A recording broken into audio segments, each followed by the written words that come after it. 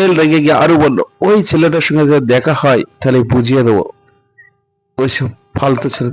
কোয়েল তখন বলল, আরে রোশনি আর তার প্রেমিক কোথায়? আর কতক্ষণ আমরা গরমে বসে থাকবো? কোয়েল কিন্তু হাসি মুখে বলল, বাইরে আমার কিন্তু রোশনির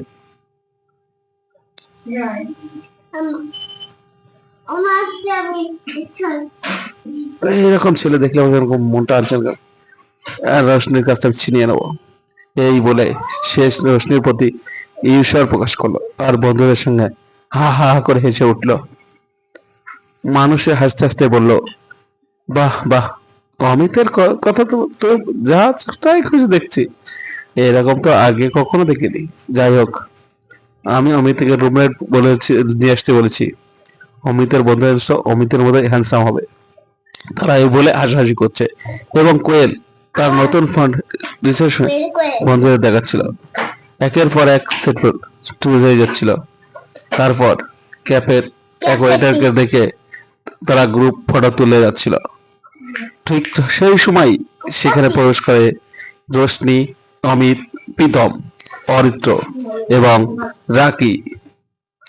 রাকি ভিতরে ঢুকতেই প্রীতমকে বলল, তোরা যা, আমি ওয়াশরুম থেকে আসছি। সে তার প্যান্টে লেগে থাকা কাদা পরিষ্কার করতে যাচ্ছিল।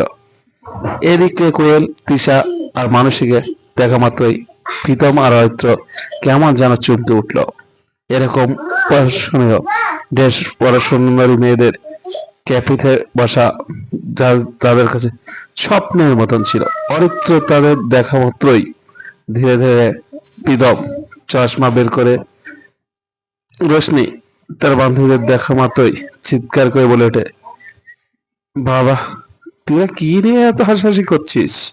এত জোরে হাসছিস, বাইরের থেকে তোদের আওয়াজ শোনা হচ্ছে। রোশনিকে দেখা মাত্রই তিনজনেই আরো উত্তেজিত হয়ে গেল। এদিকে রোশনির বয়ফ্রেন্ড অমিত তার পিছনে দাঁড়িয়েছিল। অমিতের পিছনে দাঁড়িয়েছিল অরিত্র, প্রীতম। তাদের দুইজনকে দেখা মাত্রই জেনে রোশনি বন্ধুরা কিরকম একটা স্তব্ধ হয়ে গেছিল।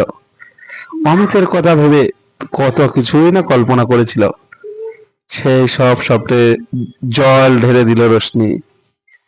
বিষয়টা চাপ প্রকাশ করার পর রোশনির মুখে কেমন যেন ফ্যাকাশে হয়ে গেছিল। বন্ধুদের ওই মুখ দেখে সে একবার অমিতের দিকে তাকিয়েছিল। অমিতের হাসি মুখ দেখার জন্য আর কোনো উপায় ছিল না। পরিস্থিতিকে সাধারণ হওয়ার পর বলল, চলো আমরা এবার বসি। রোশনি বলল, প্রীতম তুমি দিশার পাশে গিয়ে বসো, অরিত্র তুমি মানুষের পাশে যাও।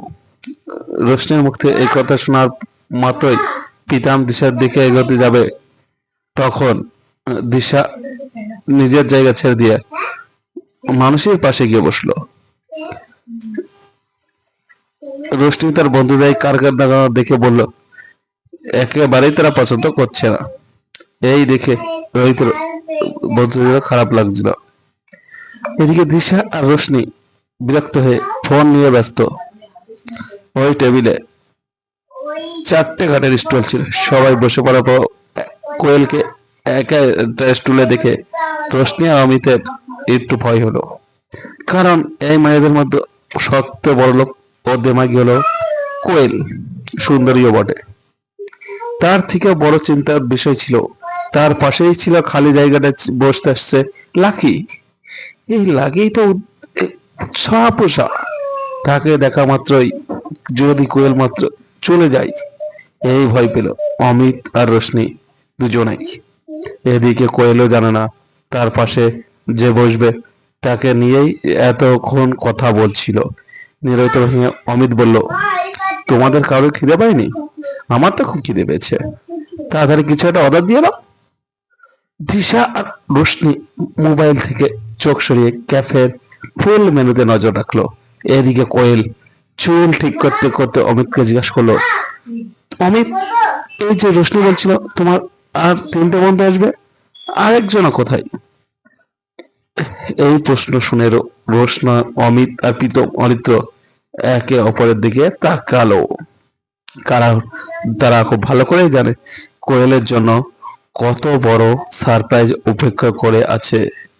অমিত বলল, তৃতীয় জন ওয়াশরুমে গেছে, চলে আসবে। এই কথা শুনে লাকি বাথরুম থেকে বেরিয়েছে। অমিত তার ওকে লক্ষ্য করে, তারপরে এই লাকি, এদিকে আয়।